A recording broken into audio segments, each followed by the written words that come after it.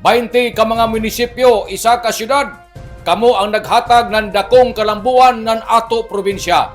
Si Provincial Governor Lyndon Barbers Coman Adlawa naglaong na para sa mga kalungsuran sa entero probinsya ng Surigao del Norte sa nan isa ka syudad ang Surigao City, kamo ang dako naghatag ng kalambuan para sa ato lalawigan tungod sa idyo dakong gugma sa pagrenew sa idyo mga business permit pinaagi na ng 2026 sa Business One-Stop Shop. Laong ni Governor Barbers, ato ini katungdanan, labi na sa mga negosyante, ang paglukat ng Mayor's Permit, Business Permit, din ang kita ni ini, musiyod raman gihapon sa padulanan sa gobyerno. Sanan, mubalik raman sab ini, ngadto sa katawhan.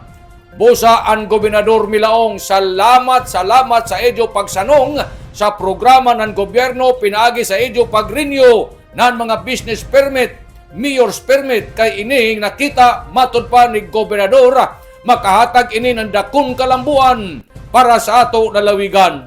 Abante, Surigao! Nanukad gikan diri sa Kapitolyo ini si Marek Senars Marconsim Vlogs, Mario Conales Simurlan Mulaong, salamat, marajaw na adlaw natong tanan.